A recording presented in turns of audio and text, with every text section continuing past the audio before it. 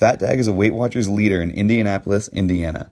However, the views and opinions expressed during this podcast are his own. They do not represent the views of Weight Watchers. And now, here's your host and wingman, FatDag.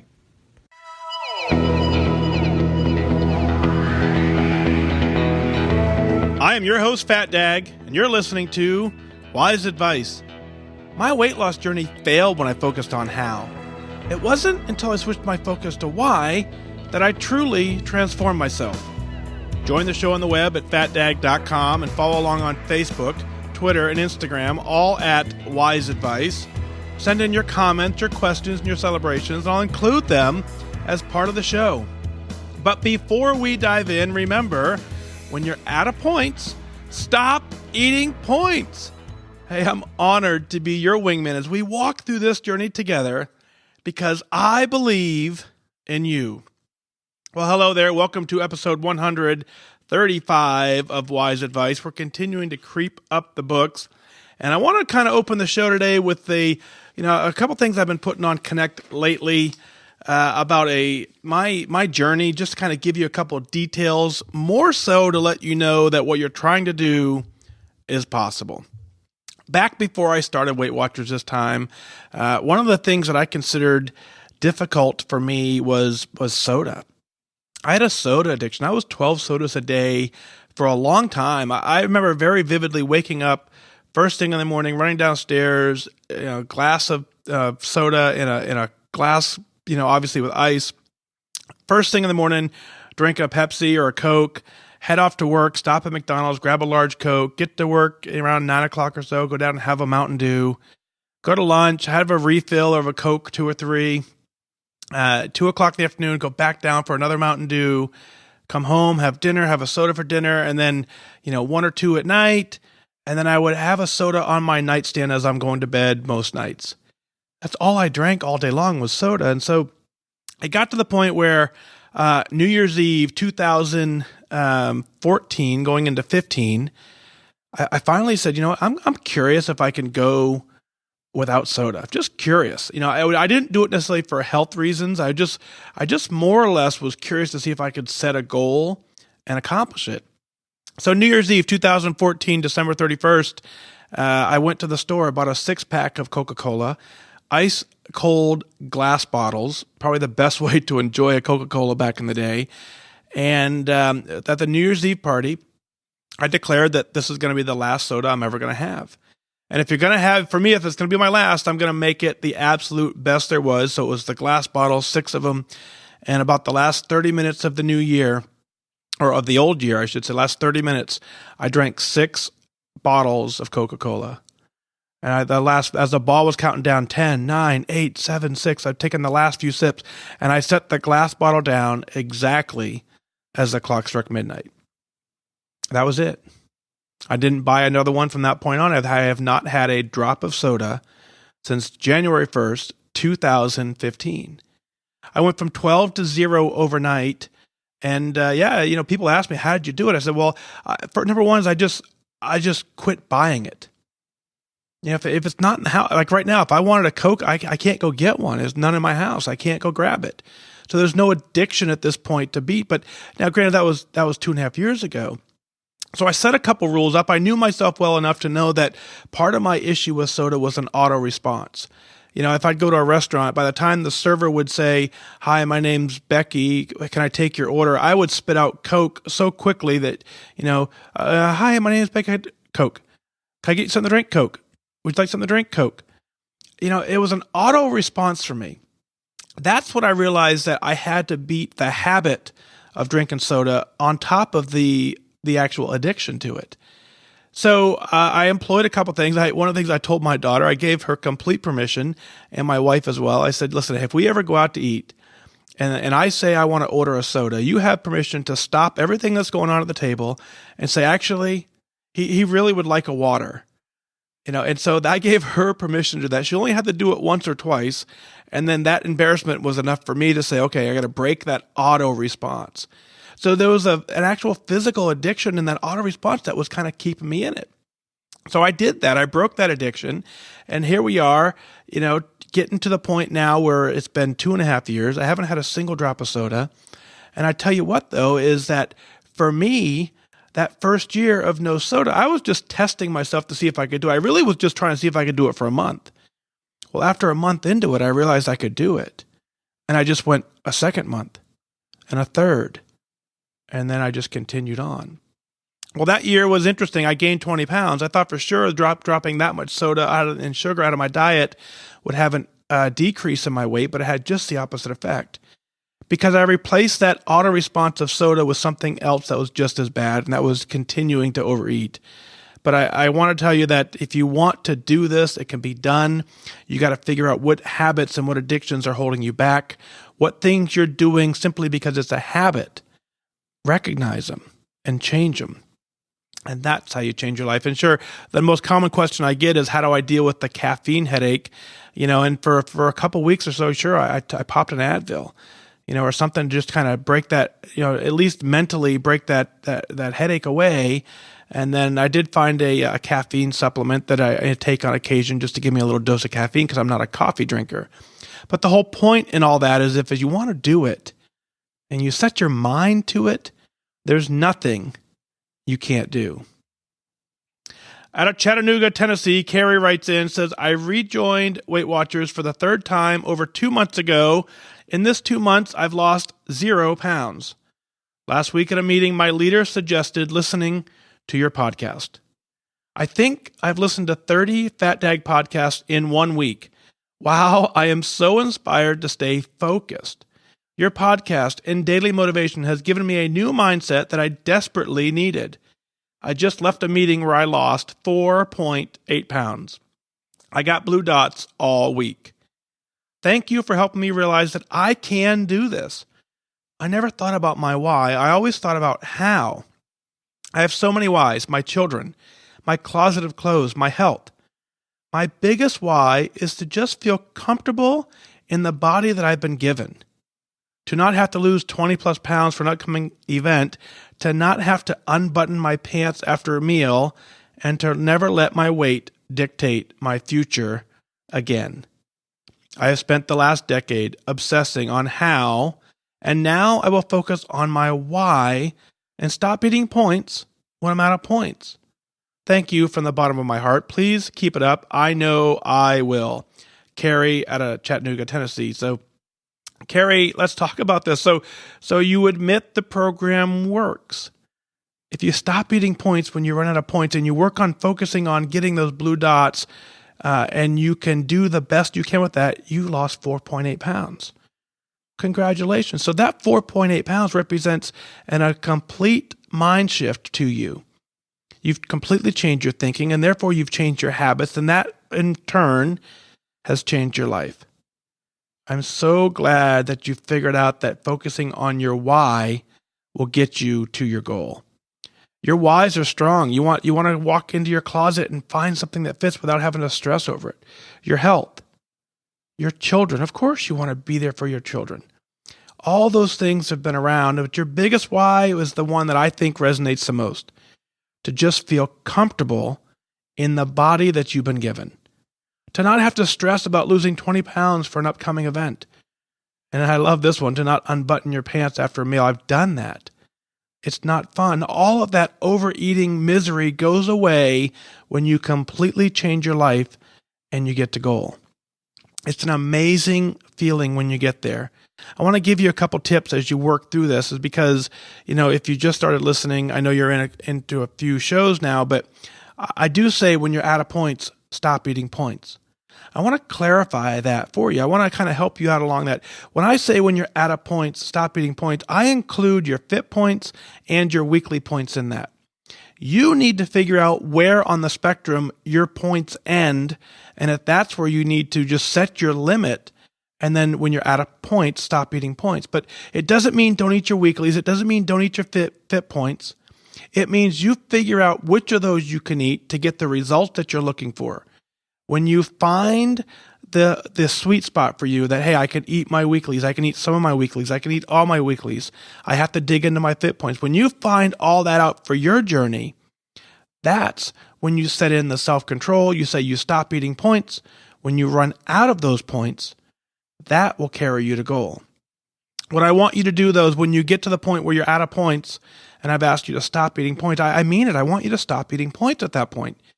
You can switch to 0-point foods. There's plenty of them out there to get you through the rest of the day.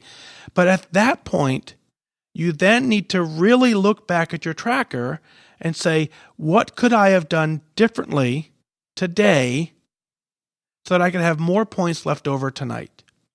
And an example I used for me was when, if I end up having a bag of potato chips for lunch, that was probably 8 points or so. And then all of a sudden I would get to dinner time and I'd have no points left over for dinner.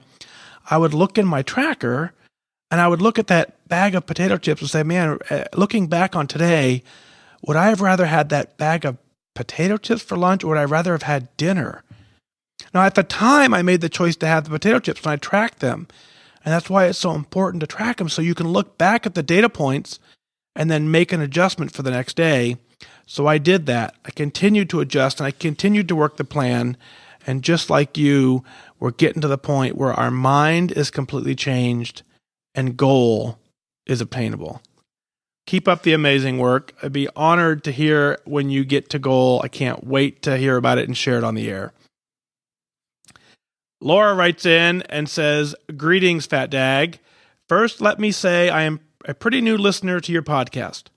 I heard about you on Connect, and I am so grateful for your podcast. I listen on my way to and from work. It's like a mini Weight Watcher meeting whenever I need it. I'm celebrating 1 year of hitting Lifetime. It's been a good year. Lots of ups and downs, but I never, ever gave up Weight Watchers. This was my third time doing this program. The third time has been a charm. I have struggled with food my entire life. I have never been obese, but I've always used food as my drug of choice. I've been a yo-yo dieter for as long as I could remember. When I hit my 50s, the fad diet just stopped working. 30 pounds off, 30 pounds on, over and over again. The 30 extra pounds may not have seemed like a lot to someone else, but to me, they were huge. Someone said to me once that the food addiction is the hardest because we have to let the tiger out of the cage 3 times a day to eat. Learning how to tame the tiger is the key. My Weight Watchers leader always says, yes, losing is hard, maintaining is hard, being overweight is hard too. We have to pick our hard. I had come to the realization that we all deal with something. It's part of the human condition. For me, I will always have to work a food plan. There is no cure, only control. My why has always been to have a proper relationship with food. So after a year of getting my food under control, I decided that it was time to add in regular exercise routines. I'm a very active, but I'm also sporadic at it.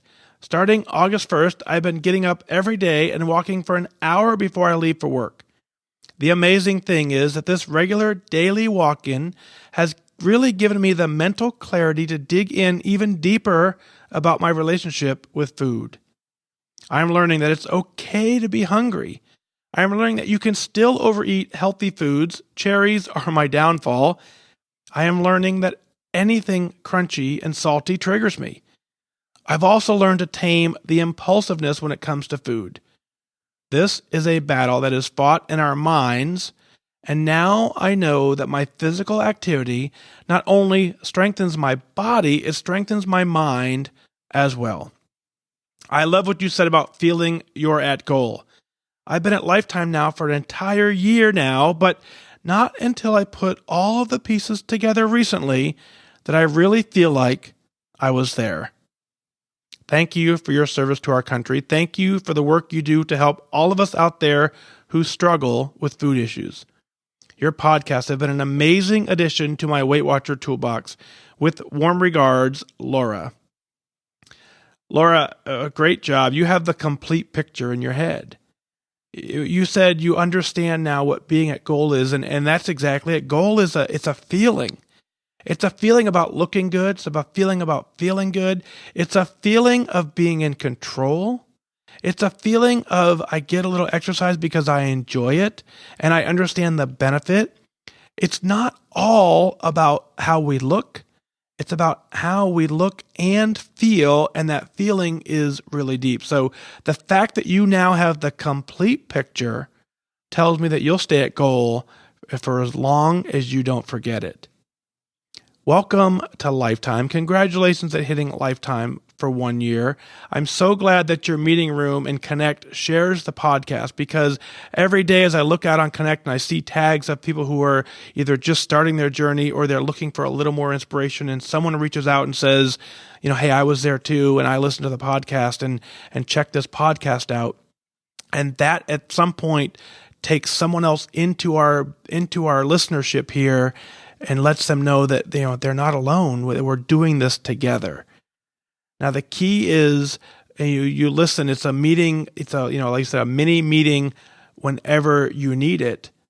The key is actually to listen before you need it, because sometimes if you actually need it, we don't have the mindset and the ability, the strength to actually dig in and pull out the podcast and listen to it. So I want you to work it in as a daily listen, just to keep reframing that mind so that you can continue doing exactly what you're doing.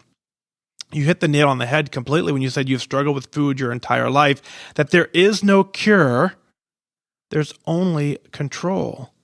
Your why has to have a proper relationship with food. That's extremely powerful. There's no such thing as a bad food, and this isn't at all about the food. You can take any food on the planet, you can give it to the most healthy, fit person on the planet. They can eat it, and it's not going to impact their journey that one particular time. It's the relationship, it's the control that gets them where they want to go. Clearly, you're winning in this relationship with the food because you understand all that. Fighting a food addiction is extremely difficult. Think about other addictions that are out there that people have to struggle with and fight. Let's talk about gambling or an alcohol addiction or a smoking addiction, right? If you have any of those three addictions, and the tools, and let's equate them now to a food addiction. So if you had two people, one struggling with food addiction, the other struggling with a gambling addiction, and we treat them the same way. Well, we tell the gambler, just continue to go to the casino, but place a smaller bet. Well, if you tell someone with food, just continue to eat, but just eat less. It's not that simple, right? Tell an alcoholic, you know what? Just drink less, have smaller drinks, and with each meal, just have one. Tell a smoker, hey, only smoke on the weekends, and you'll break that addiction. None of those things work. What works is we understand the relationship with food. We understand that our mind is in control of this journey. And you're right, the food addiction is the hardest to break because you have to eat to survive. You have to make better choices. And sometimes the availability of all of the bad choices clouds our vision to get to where we can see what is right to do. But it can be done. You clearly are getting it done. Laura, congratulations on getting to Lifetime for one. Congratulations on your first complete year at Lifetime.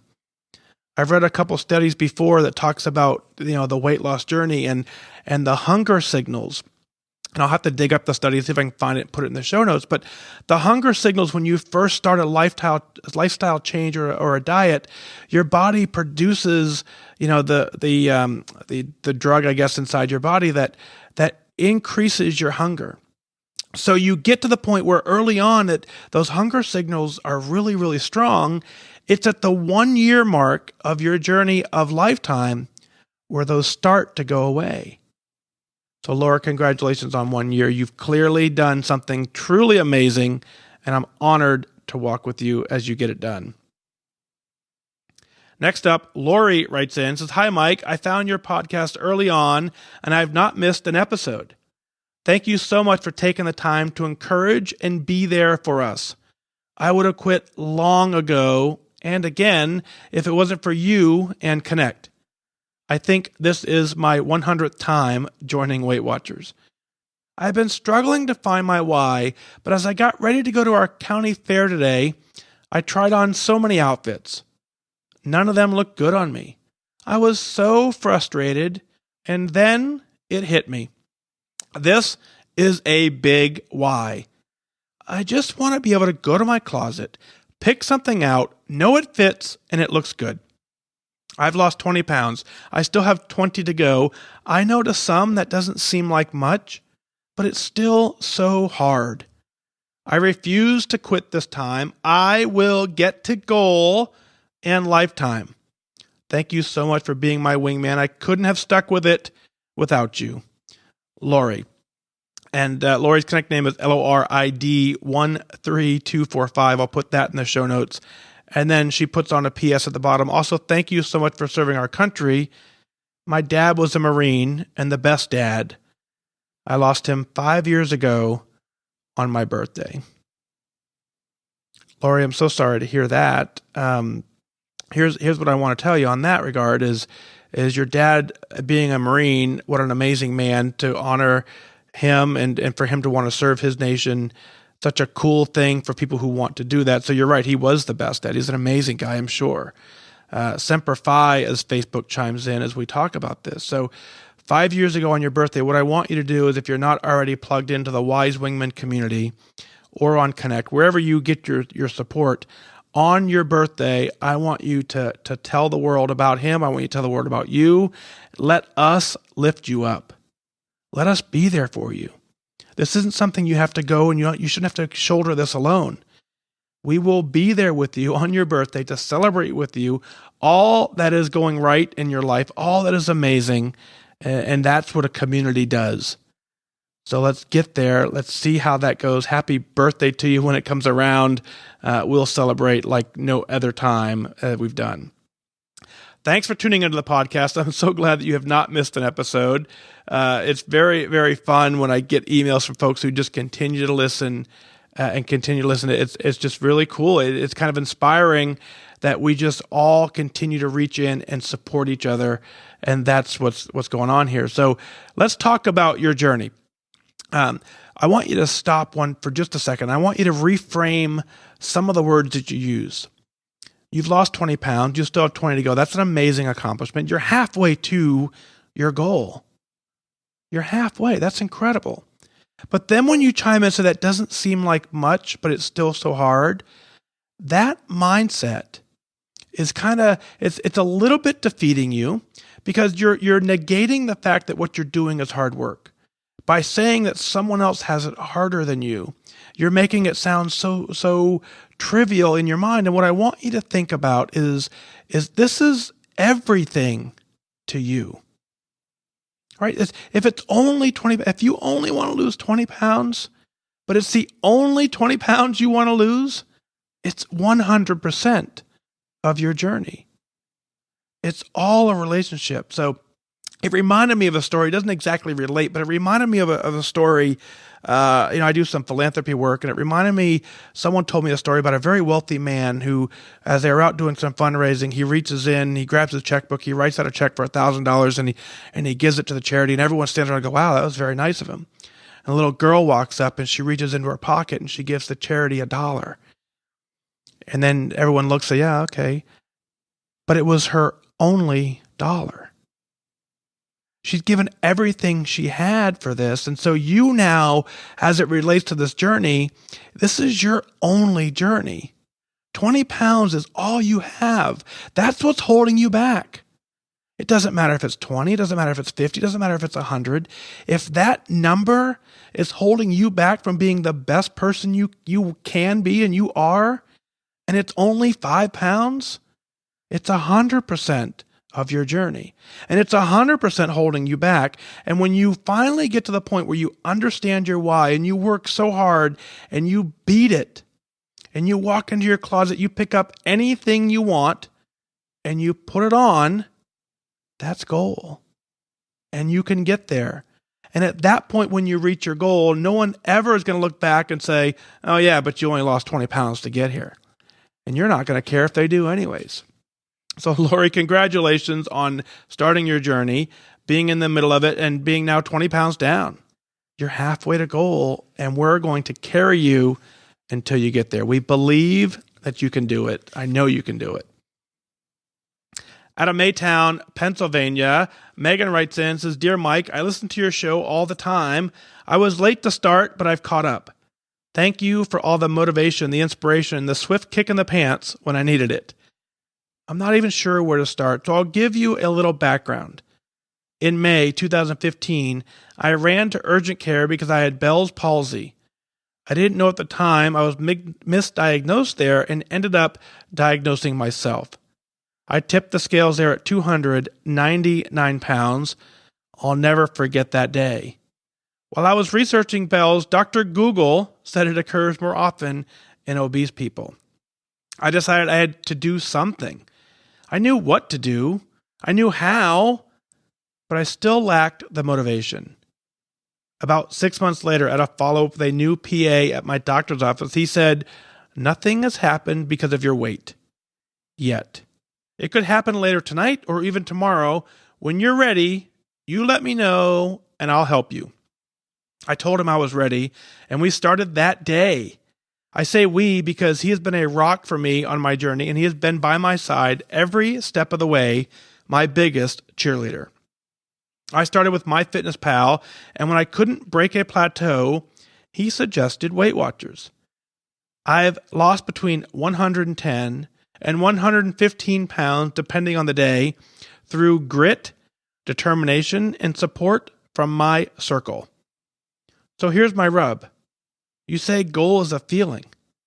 That when you look in the mirror and you say to yourself, dang, I look great, you're at goal. My Weight Watcher goal is 164 pounds. That's still an overweight BMI for my height. I need to be 158 or below. Going from 299 to my current 186, I look great. I feel great. I've gone from a 2 or 3XL to a medium, and a size 26W to a 12. I'm proud of myself, and I should be, but I'm still not at goal. I have people tell me all the time, you're wasting away to nothing. You don't need to lose any more weight. Another 30 pounds? There won't be anything left of you. But there will be. I had an appointment on Monday with my PA. He's concerned because I've been gaining and losing the same 5 pounds since April 1st. You see, I made an emergency trip from Pennsylvania to Michigan that day to advocate for my mom who'd been admitted into the hospital. I stayed a week, got home, and she passed away very suddenly on the 10th from a blood clot. In June, I developed a blood clot, and since I've lost both of my parents within the last 5 years to blood clots, it's been a constant rotation of doctor's appointments ever since. So it's been an emotional roller coaster. He just doesn't want me to backslide. He and another doctor in the practice have both referred to me as skinny, so I finally asked him what my goal weight should be. He said, from a medical standpoint, I'm perfectly fine with where you are. I don't want you to get burned out, and you're healthy. However, you probably want to lose a few more pounds to feel better and for aesthetic reasons. At what point do you say, the BMI healthy range may not be healthy for me? My doctor thinks that 164 will be too thin for me, but who really knows? I've never in my adult life been there. How hard do I keep pursuing it? Any help or advice you can give is appreciated. I appreciate you. Megan. Megan, congratulations on completely changing your life. You have a strong why. It didn't exactly get written in here, but as you look at your health and losing both of your parents to the same thing, and then you potentially going down that same road, that's a strong why. And my heart breaks for you, as you know, at the loss of both your parents within 5 years, it's got to be devastating. And that is how you now have to take that, use that motivation to continue on the amazing journey that you're walking. You've lost between 110 and 115 pounds. Will you take just a moment to let that sink in as to what you did? 110 pounds. Congratulations. You clearly knew what to do. You clearly knew how to do it, and you didn't do it, but without a little bit of motivation. So you found the motivation. Continue to do everything that you're doing, and you'll continue to get to where you want to go. When you talk about goal, I do believe that goal is a feeling. I believe that when you wake up in the morning, you say, I'm at the healthiest I can be for the condition of the body that I put it in. I'm as fit as I can get at the age that I'm currently at. If people tell you you're wasting to nothing or don't lose any more weight, 9 times out of 10, those people aren't at a healthy weight to begin with when they have that conversation with you. More importantly, they are comparing the current you to the previous you. They don't understand that we're not comparing that. We're actually comparing the current you to a healthy you. And since we've never seen, this weight on your body, no one knows what that looks like. So every day is new for all of us, including the folks who see you, love you, and care about you the most, and they say it out of concern. The best thing you can do is exactly what you're doing. Continue to tap into your doctor. Continue to tap into some professional advice. Find out what they believe. And I love what he said. From a medical standpoint, I'm perfectly fine with where you're at. I don't want you to get it burned out, and you're healthy. Is there a better diagnosis you can ever get from a doctor than that? Wouldn't we want to celebrate that? What I want you to do is I want you to stop for a moment and think about those words. At one point, you walked in the doctor's and you didn't know what was going to be next, and you're just waiting for the next diagnosis to come down the road. And now your doc says, from a medical standpoint, I'm perfectly fine with where you're at. You're healthy.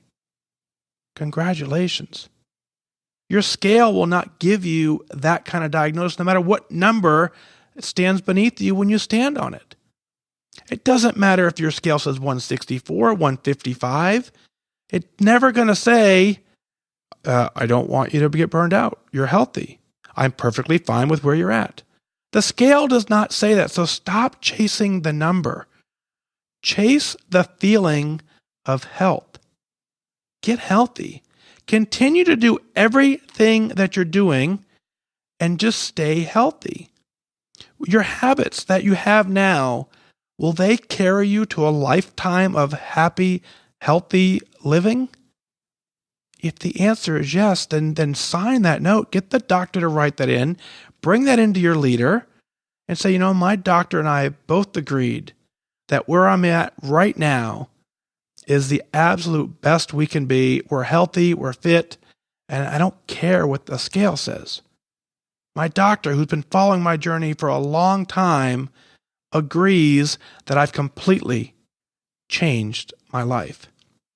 Continue to work with the doctor. Continue to stay with him as you continue to eat healthy, be healthy, and you free your brain of this scale number that you're trying to chase. You may surprise yourself. And a couple more years or months of just eating healthy, living healthy, and getting some exercise may reward you with a number on the scale that you weren't even chasing in the first place. But the only way to know that is to be satisfied with where you're at now, be happy with what you're doing, stay healthy, live healthy, focus on lifestyle. Let the scale figure out afterwards that you made goal. So keep up the great work, Megan. I'm very proud of you. I think, a lot of us as we listen, and we go to our doctor, everyone would love to have that diagnosis. There was a period of time, 110 pounds, 115 pounds ago, that was not the diagnosis you were going to get. And here you are, your doctor's pleased with your results. And I'm pleased with your results. And the entire community listening right now is pleased with your results. And that's why we're celebrating. What is it that you're celebrating? Let's go ahead and share it on the air. Go to FatDag.com, click on Listen Now, send in your celebrations, your comments, and your questions. I'll work them in as part of the show. I want you to email in those celebrations because I want you to be proud of what you're doing. More importantly, I want others to understand that they too can do this.